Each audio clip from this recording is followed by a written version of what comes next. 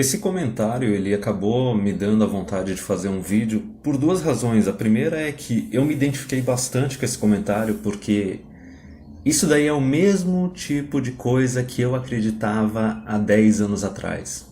Eu também acreditava nessa falácia e é a falácia do egalitarianismo. Eu já falei a respeito disso em alguns hangouts e só discutir esse comentário assim, essa falácia do egalitarianismo, por que que está errado e por que que nós como homens aí da geração X, Y e Z, a gente está sendo feito de trouxa em acreditar nessa falácia.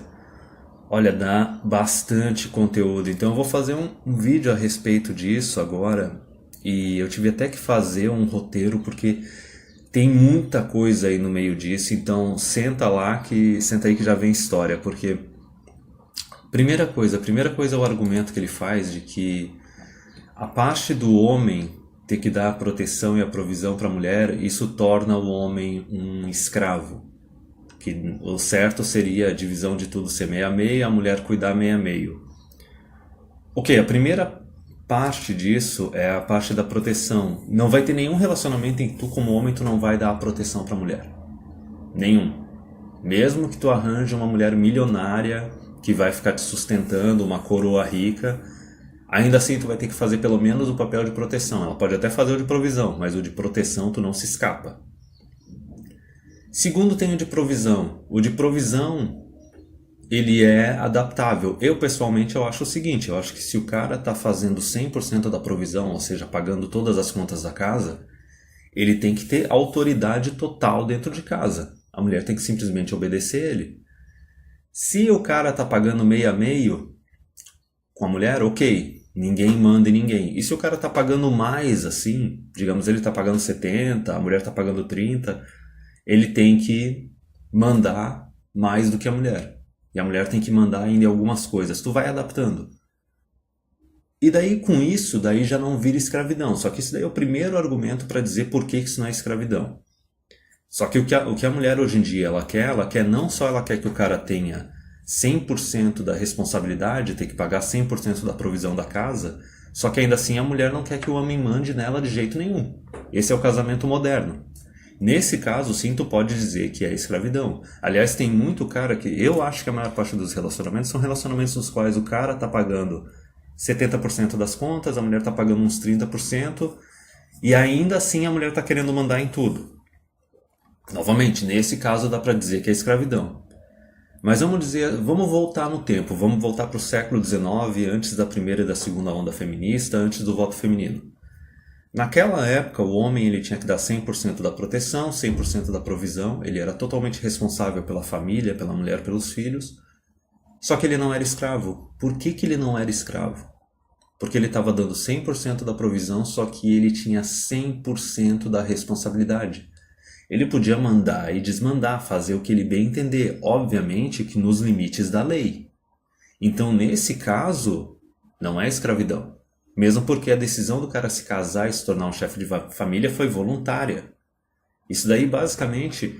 eu vou falar mais a respeito disso, mas em todo relacionamento entre homem e mulher, um homem sai lesado. Ele está contribuindo muito mais do que ele está recebendo em troca e a mulher está sugando muito mais do que ela está contribuindo em troca. Basicamente, o homem precisa muito menos da mulher do que a mulher precisa do homem. Só que a partir do momento que o cara toma essa decisão de forma voluntária e ele tem autoridade... não é escravidão. Por exemplo, no século XIX. No século XIX, se a mulher desobedecesse muito o marido, ela era mandada de volta para a casa dos pais. Se ela abandonasse o marido, novamente, ela ia ter que se virar sozinha ou voltar para a casa dos pais e o homem não devia mais nada para ela, não tinha que ficar sustentando. Até mesmo a parte dos filhos, os filhos ficavam com o homem. A mulher não tinha direito de guarda. Na traição, no abandono, na desobediência. Então não era escravidão. Enquanto a mulher estava com o homem, ele era responsável, cuidava dela, só que ele tinha autoridade. Ele não era penalizado, ele não era punido quando a mulher abandonava o relacionamento ou fazia alguma cagada. Esse era o modelo do século XIX. Então não dá para dizer que isso é escravidão. Da mesma forma que, por exemplo, outro relacionamento no qual o homem é responsável por 100% da provisão, só que ele tem 100% da responsabilidade, da autoridade. O relacionamento de pai e filho. O pai ele não é escravo do filho. Se tá morando na mesma casa, né? Porque se tá morando na casa da mulher e ele tem que ficar pagando pensão, ele é escravo da mulher e do filho. Mas enfim, um relacionamento normal, pai e filho, o pai tem o filho dentro de casa, não é escravidão, porque mesmo o homem tendo que ser totalmente responsável, prover para a criança, ele tem autoridade total sobre a criança. Então, quando tu tem autoridade, não é escravidão. Essa é a definição básica. É mais ou menos o seguinte, ó. Responsabilidade sem autoridade é escravidão. Responsabilidade com autoridade é escravidão. Aí o que dá para fazer, que eu vou discutir mais nesse vídeo, é fazer o seguinte: então, já que a gente vai igualar a responsabilidade de igual para igual para os dois lados, então não vai ter mais autoridade de nenhum sobre o outro. Que daí seria o caso assim de começar a ter separação com guarda compartilhada, não ter mais pensão, ninguém ter que ficar sustentando ninguém, entendeu? Tudo ser voluntário. Seria uma coisa que, olha, o pessoal que é meio anarcocapitalista e libertário acha totalmente interessante. Mas enfim, isso era para acabar com essa ideia de que não sei o que é escravidão e mostrar como é que funcionava anteriormente, que foi a forma que funcionou durante 99,999% da história da humanidade. Porque basicamente esse é o preço. O cara ele vai ter que contribuir mais, ele vai ter que proteger e prover. Isso é o papel biológico. A mulher ela quer isso e o homem também, ele internamente ele tem uma vontade de fazer isso, só que quando ele tem autoridade, o negócio não é escravidão. E basicamente isso é o custo da reprodução. Tá entendendo? Para tu ter uma esposa e para tu ter acesso a ter uma legacia genética, passar descendentes, é o preço, entendeu? Porque a mulher ela não se sustenta sozinha até hoje. Então isso, tirando essa parte da escravidão, vamos avançar um pouco mais. Na primeira onda feminista, década de 20, década de 30 do século 20, a falácia que foi implementada na época era do complementarianismo. Tem muita gente tradicionalista e gente religiosa que usa esse termo até hoje. Complementarianismo é o seguinte: eles usam um discurso de que o homem e a mulher eles são diferentes, o homem tem as forças dele e as fraquezas dele, a mulher tem as forças dela e as fraquezas dela, e quando os dois se unem, magicamente os dois se tornam mais fortes, sabe? Os dois se complementam.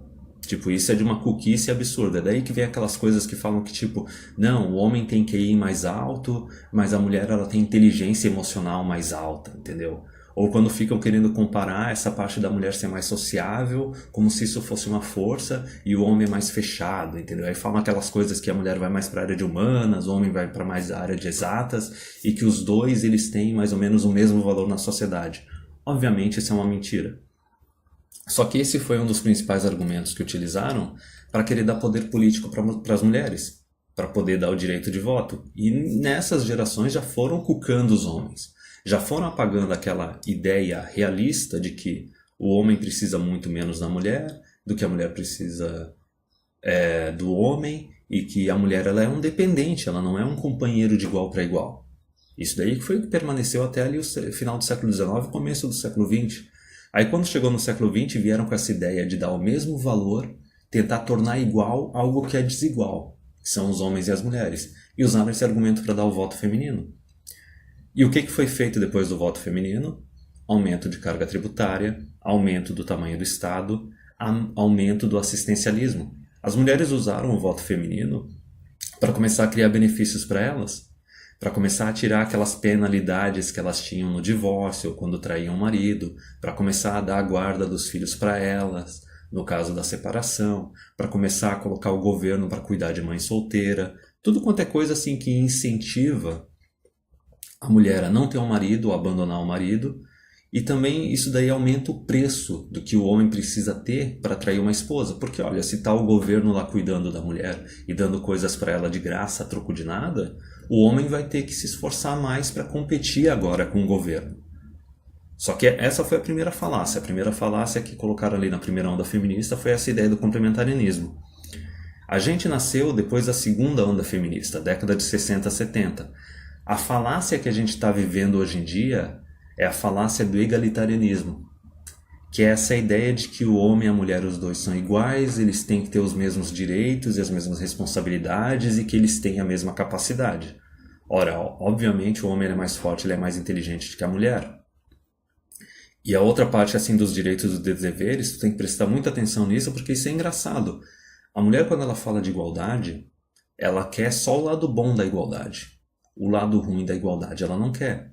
Por exemplo, na segunda onda feminista, isso é sempre assim, são algumas promessas, né? Na primeira onda feminista, as mulheres fizeram a promessa de que elas iam ajudar a tomar as decisões na sociedade, serem mais responsáveis, e em troca disso elas queriam voto. Elas receberam voto e não fizeram nada disso. Na segunda onda feminista veio de novo a mesma mentira. Ah não, agora a gente quer ter acesso a estudar, a fazer universidade, a trabalhar, a ter carreira, e com isso nós vamos ajudar o homem a carregar o peso da sociedade. Novamente, foi uma mentira, elas simplesmente receberam esses direitos extras e não fizeram nada a respeito. As maiores provas disso são o seguinte: pode pegar qualquer país moderno hoje em dia, essa segunda onda feminista já fazem 60, 70 anos que elas ganharam o direito de poder trabalhar, poder estudar. E se tu for ver na maior parte dos países, maioria esmagadora, os homens pagam a maior parte dos impostos. Basicamente é algo mais ou menos o seguinte: os homens eles pagam 70% dos impostos, as mulheres pagam 30% dos impostos, só que na hora de receber de volta esses impostos em benefícios, o homem recebe 30% no máximo e as mulheres recebem 70%. E presta atenção bastante nessa dinâmica, da mesma forma que eu falei no micro, que quando o homem se relaciona com a mulher, ele contribui muito mais do que ele recebe em troca, e a mulher recebe muito mais do que ela contribui, tu vai ver que isso funciona no macro também. A hora que tu começa a dar poder político para a mulher, a hora que tu começa a dar poder econômico para a mulher, é isso que ela faz com o resto da sociedade. Ela quer implementar na sociedade como um todo a mesma dinâmica que ela tem no relacionamento um contra um com um homem. O que é mais imoral ainda, porque pelo menos no relacionamento micro, o homem escolheu se relacionar com ela. Ele está pagando o preço voluntariamente. Agora, se tu pega no macro, tu tem um monte de mãe solteira, tu tem um monte de mulher que simplesmente depende do governo sem ter um marido, ou mesmo tendo um marido recebe assistencialismo. Então, no macro, é mais imoral ainda. Elas estão pegando homens que não escolheram cuidar delas e obrigando eles a cuidar delas através da lei. E se tu for ver essa parte aí de que elas só querem o lado bom da igualdade, tanto é verdade que o que aconteceu nessa segunda onda feminista, quando a mulher começou a trabalhar e começou a estudar? Aqueles direitos extras que elas tinham desde a época da primeira onda feminista, de guarda de filho, de pensão, de não ser punida quando trai, elas quiseram manter esses direitos. Elas quiseram manter os direitos da época que elas eram dondoquinhas, donas de casa, e elas buscam manter esses direitos até hoje. E quando teve a segunda onda feminista, elas fizeram mais ainda. Elas quiseram competir com os homens no mercado de trabalho e nos estudos, só que daí elas começaram a pedir cota, começaram a pedir subsídio, começaram a pedir licença maternidade, começaram a pedir aposentadoria mais cedo, começaram com esse discurso que, mas tal área de atuação tem poucas mulheres, a gente tem que mudar isso.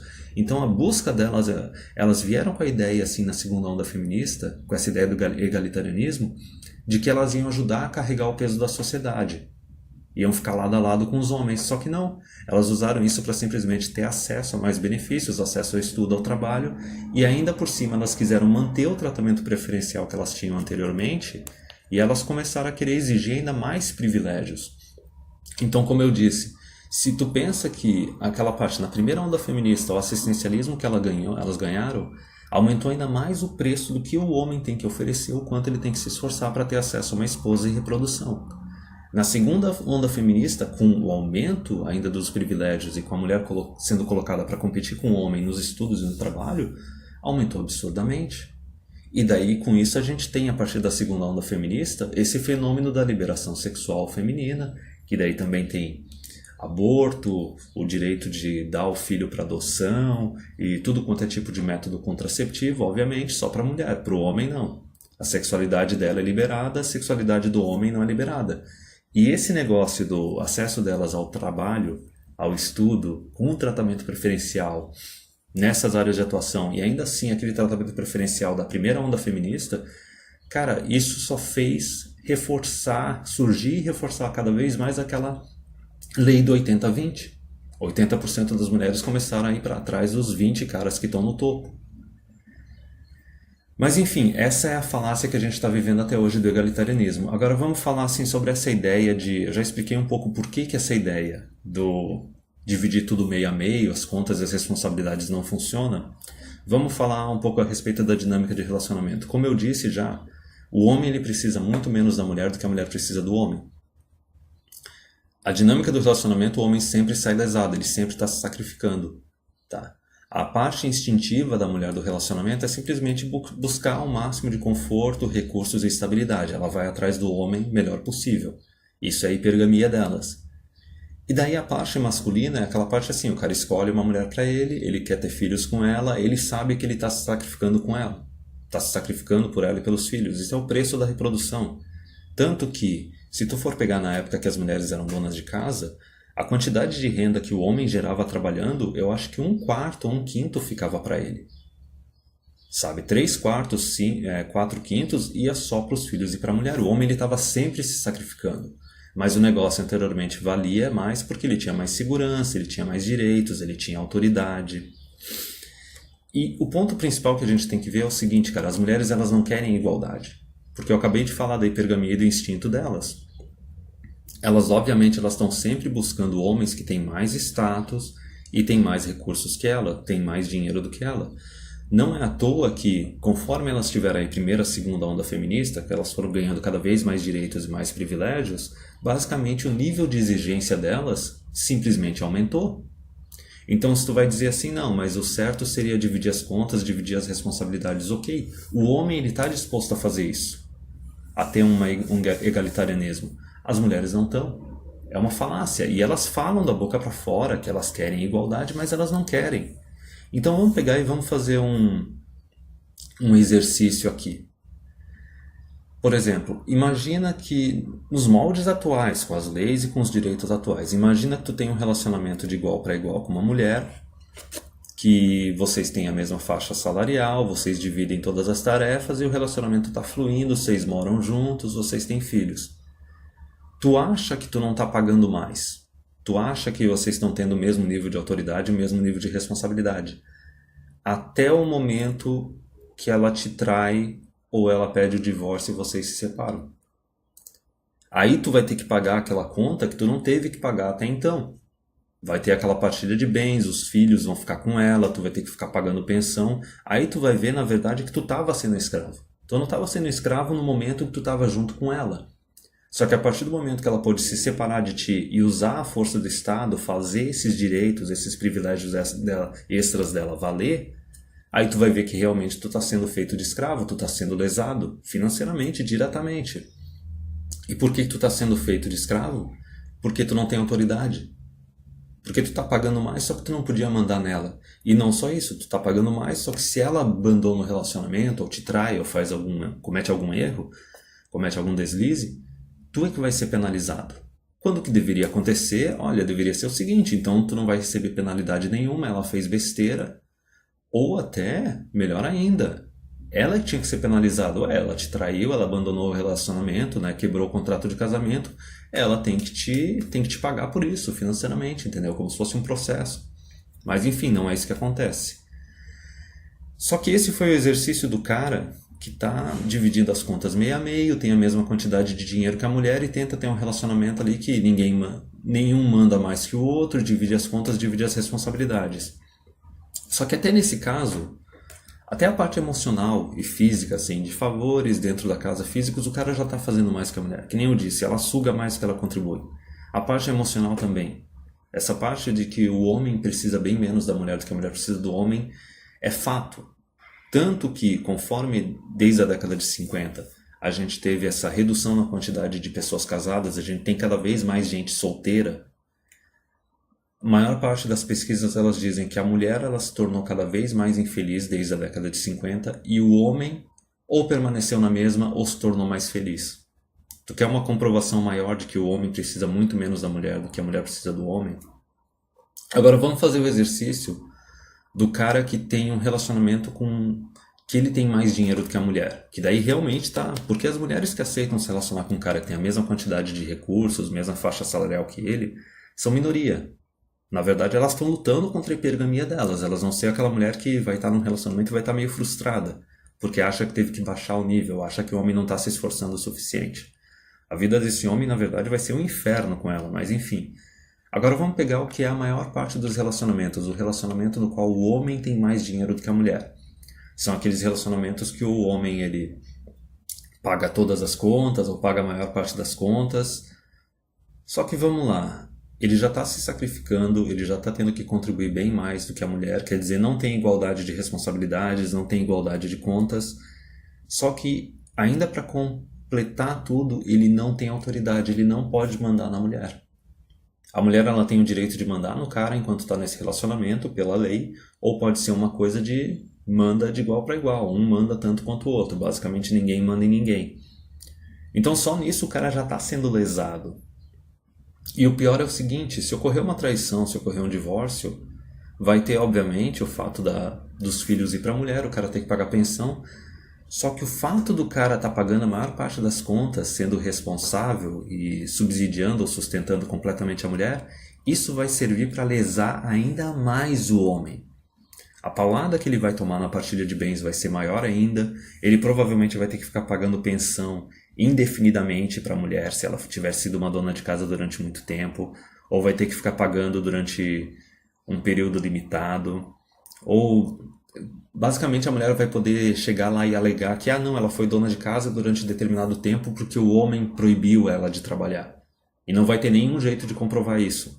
Só que o fato do cara ter sido responsável por ela, paga a maior parte das contas ou todas as contas, ter feito a maior parte das tarefas, ter sido totalmente responsável por ela, isso vai servir para lesar ele. Ele vai se ferrar ainda mais na hora da separação. E novamente, que nem eu disse, a mulher vai trair, vai abandonar ele, e ele vai ser penalizado, ele vai ter que pagar ainda pelo erro da mulher. São as duas facetas assim da falta de responsabilidade. O cara não pode não andar na mulher enquanto ele está com ela, que a situação natural, todos os animais, assim, além do homem, situação natural, o mais forte ele manda, só que ele manda enquanto os dois estão juntos. A hora que não estão juntos, ele não manda mais, mas ele não deve mais nada. Isso seria autoridade. Só que não só nesse caso o homem ele não tem autoridade, não pode mandar, só que quando o relacionamento termina, a mulher faz uma besteira, ele é ferrado. E como eu disse, o homem ele sempre contribui mais, só que se ele tem autoridade, esse sacrifício é justificável. A única outra alternativa é o seguinte, a gente pode não ter autoridade, ninguém manda em ninguém, nenhum manda mais que o outro, só que daí tudo que vai pagar ou dividir tarefa é voluntário e a hora que o relacionamento termina, basicamente ninguém deve nada a ninguém. Isso seria mais ou menos uma alternativa, né? A liberdade, ao invés da autoridade, a liberdade. Só que a gente vai ver o seguinte, as mulheres não só elas não querem igualdade, como elas vão lutar contra essa liberdade. Elas vão lutar para manter o homem aprisionado, não vão querer liberar eles. Eu vou usar dois termos aqui, ó. Liberação e emancipação. O que aconteceu com as mulheres desde o voto feminino, da primeira onda feminista, desde a entrada das mulheres no mercado de trabalho, nos estudos da segunda onda, foi uma liberação. A mulher ela ganhou mais liberdade, mais direitos, mais benefícios, só que não houve uma exigência de maior responsabilidade delas. Não houve uma exigência de maior contribuição delas. E não só isso, aqueles privilégios que elas tinham da época que elas eram dona de casa, dondoquinha, ou eles foram mantidos ou eles foram expandidos. Elas têm o melhor de dois mundos, elas têm só o lado bom da liberdade e elas têm também só o lado bom da falta de liberdade, quer dizer, elas têm os direitos extras e as proteções da época que elas não eram livres, e elas têm ainda a liberdade, os benefícios da liberdade dessa época que elas são livres, sem ter o lado ruim, sem ter a contribuição, sem ter a responsabilidade. Então isso, nesse caso, isso é liberação, a mulher foi liberada. Só que ela não foi emancipada. Ela tem a liberdade até hoje, só que o marido é responsável por ela. Ora, se termina o relacionamento, ela trai e ela está sendo lesada, né? Porque ela vai perder a provisão do marido, vai perder ali o casamento porque ela fez merda, o homem tem que pagar e tem que continuar sustentando ela. Ou até outro caso clássico que é a herança maldita aí da primeira onda feminista, o caso das mães solteiras. A mulher vai lá, ela é irresponsável, ela abusa da liberdade dela e o Estado tem que ficar salvando ela, dando assistencialismo. Basicamente todos os homens da sociedade têm que ser responsáveis por ela. A liberação é o que ocorreu. A mulher tem liberdade, só que ela não tem que lidar com as consequências dos atos delas e os homens sempre têm que continuar sendo responsáveis por elas. O que tem que acontecer é o seguinte, é a emancipação. Ora, se ela vai ter liberdade, ela vai ter que lidar com as consequências dos atos dela e não vai ter mais marido ou governo sendo responsável por ela. Se ela fez besteira, ela vai ter que lidar com essas besteiras dela. Vai ter que ralar. E isso a sociedade não está deixando acontecer. As mulheres estão sendo totalmente contra isso. Que é o que tem que ocorrer. O que tem que ocorrer é a emancipação. Tem que pegar as leis e agora vai ter que ser tudo de igual para igual. Não vai ter que ter essas diferenças na lei. Não vai ter que ter aposentadoria mais cedo. Não vai ter que ter assistencialismo, cota, nem nada disso. Porque é que nem eu disse. O que ocorreu foi o descumprimento de promessas. As mulheres elas fizeram determinadas promessas para ter o direito ao voto. Elas não cumpriram essas promessas. Elas basicamente foram escolhendo cada vez mais o governo e aumentando o tamanho do governo e a carga tributária e os assistencialismos. Na segunda onda é a mesma coisa. Elas fizeram a promessa que elas iam ser mais independentes e que iam ajudar a carregar a sociedade, né, com os homens. Só que toda hora que vinha alguma reforma para tirar aqueles benefícios que elas tinham da época que elas eram dondoquinhas, elas eram contra. Então elas não cumpriram as promessas delas, elas nunca cumprem. Basicamente o que elas fazem é o seguinte, elas fazem a manutenção de todos os privilégios que elas têm até então, e elas defendem esses privilégios com unhas e dentes, e não só isso, elas começam a exigir mais privilégios. E o pior é que se fosse só isso, já seria ruim o suficiente, mas vai além disso. Elas começam a usar esse poder político delas, e o poder financeiro delas também, para querer diretamente oprimir o homem. Vamos pegar alguns exemplos, por exemplo, da opressão dos homens em nome dessa liberação feminina, que é só liberação, não é emancipação. Elas ficam fingindo que são iguais aos homens, quando na verdade elas são uma classe privilegiada. Vamos pegar uns exemplos graves aí. Por exemplo, os países onde exame de DNA é proibido. Eu acho que a França, tem algum outro país que falaram aqui na seção de comentários também. Então veja só. A mulher ela tem que ter a liberdade sexual dela, de poder transar com quem bem entender, né, poder ser promíscua, com a gravidade ainda de, por exemplo, ela está namorando um cara ou está casado com um cara e está traindo. Quer dizer, ela tem que ter a liberdade de poder trair sem ser penalizada depois. E mesmo depois da traição, engravidou do outro homem, não, exame de DNA tem que ser proibido. O homem não tem que ter direito de saber se o filho é dele ou não. Mas ele tem que ficar sustentando, ele tem que ficar pagando. Ele tem que ficar pagando pensão para filhos que não são deles. Ou até mesmo outro caso bem grave também, que é o seguinte. A mulher hoje em dia ela pode trabalhar, ela pode estudar. Só que quando termina o relacionamento, elas exigem que os filhos fiquem com ela. E o homem tem um contato bem menor com os filhos que a mulher. Ele fica com os filhos, o quê? Acho que 4 dias por mês, algo assim. Só que ele tem que ficar pagando pensão para os filhos. Que ele não está tendo contato, ele não tem autoridade nenhuma, ele simplesmente tem que pagar, ele é escravo. E as mulheres defendem isso com unhas e dentes. Agora imagina também o caso que o cara está pagando pensão para filho que não é dele ainda, que ele não pode fazer o exame de DNA. Ou também outros países que nem os Estados Unidos, que mesmo que o cara faça o exame de DNA e comprove que o filho não é dele, ainda assim tem que ficar pagando de qualquer jeito. É uma coisa que vai além de privilégio para a mulher. É opressão de homem, é escravidão de homem.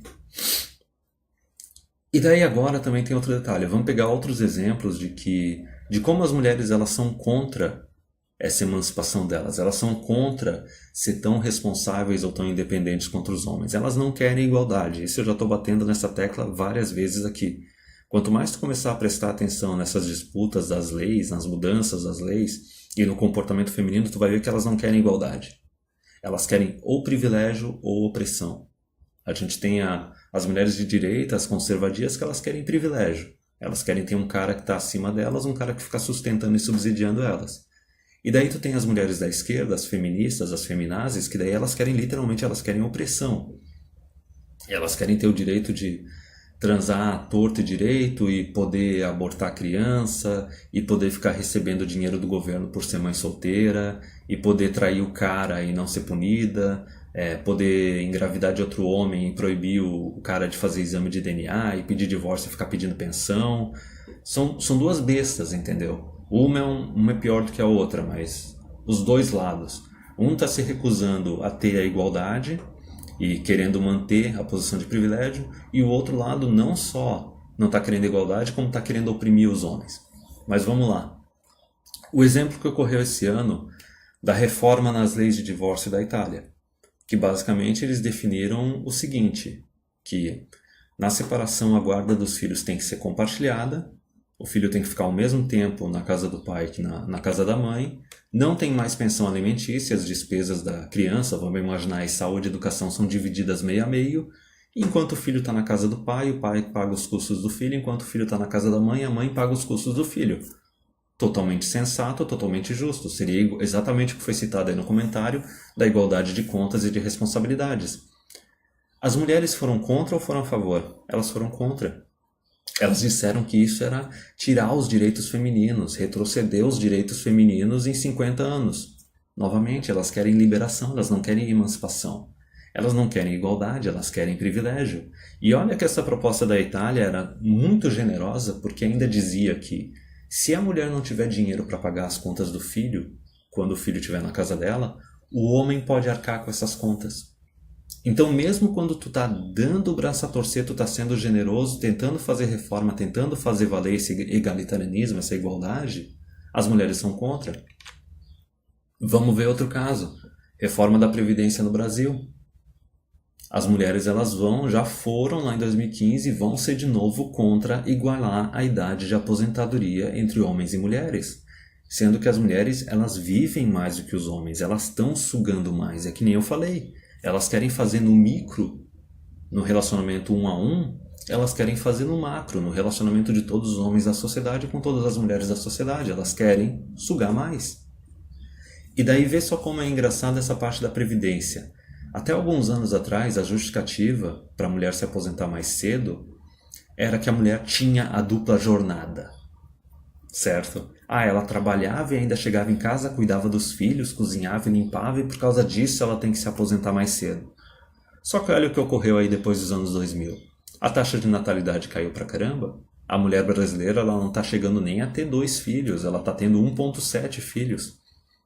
Aí o que fizeram? Mudaram a argumentação. Não, a mulher tem que se aposentar mais cedo porque ela é mais fraca fisicamente que o homem. Ora, ela é mais fraca fisicamente que o homem, só que ela está vivendo quase 10 anos a mais que o homem. Ela está ficando bem mais na previdência do que o homem. O homem morre mais cedo.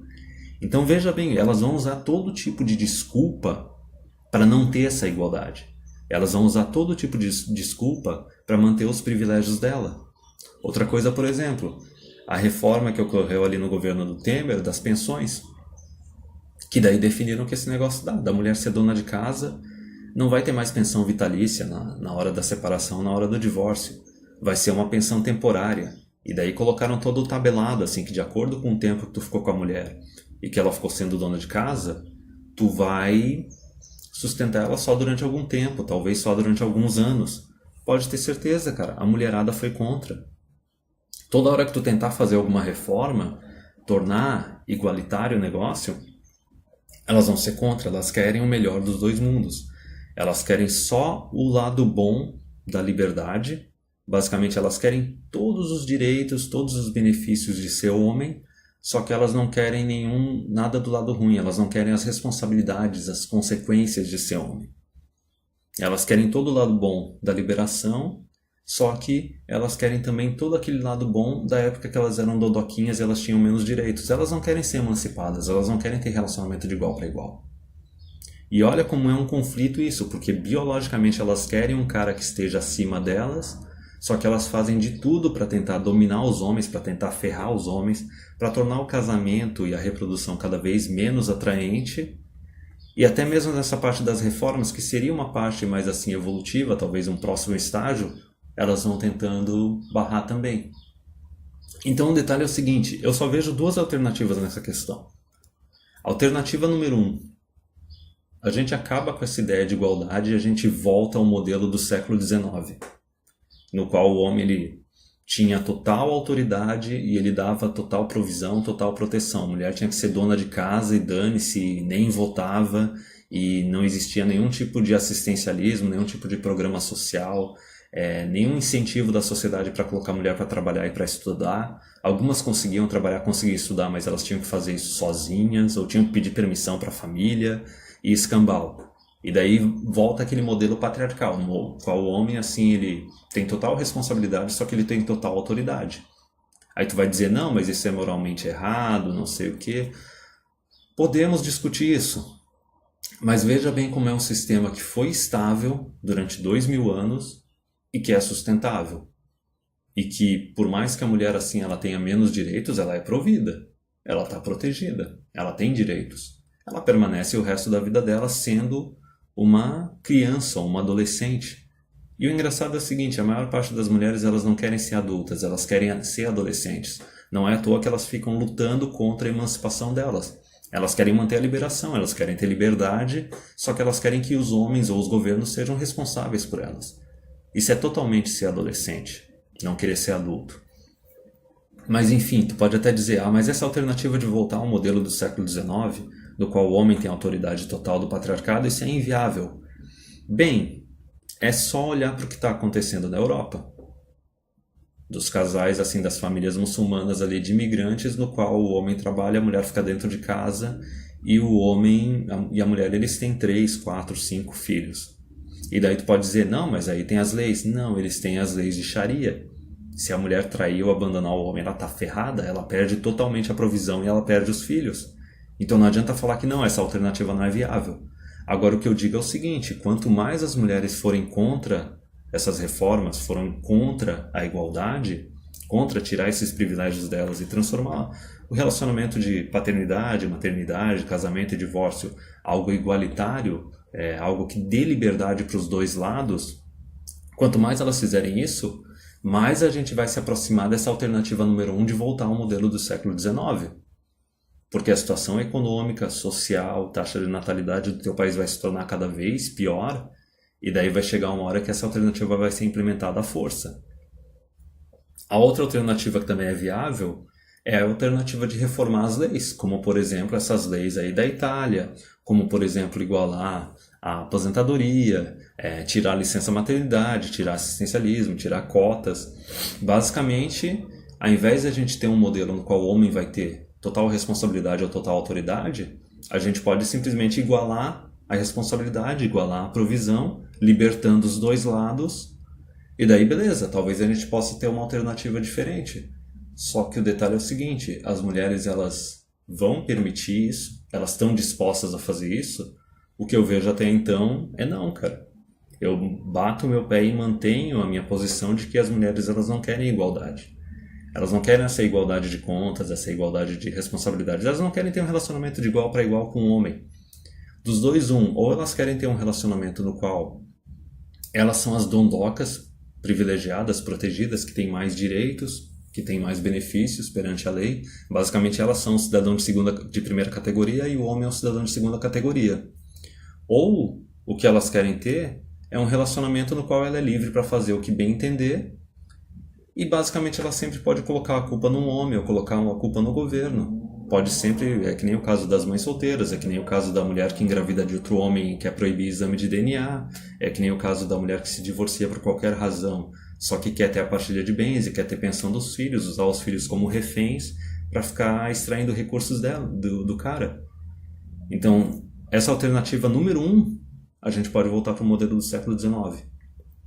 Só que a alternativa número 2, a gente pode tornar as leis mais igualitárias e tirar essa autoridade. Basicamente, nenhum dos dois vai ter autoridade, o relacionamento vai ser totalmente voluntário, ninguém manda em ninguém, só que os dois lados são livres para abandonar o relacionamento a qualquer momento, sem ser penalizado, sem ser lesado. Só que o engraçado é o seguinte, essa segunda alternativa, a gente está tentando implementar ela há 100 anos, e as mulheres estão sempre sendo contra. Então, não dá. Eu não vou tirar uma conclusão nesse vídeo. Estou só expondo quais são as duas alternativas. Só que eu não estou acreditando na boa vontade ou no raciocínio lógico, na sensatez das mulheres para escolher a segunda alternativa, que seria a melhor para elas.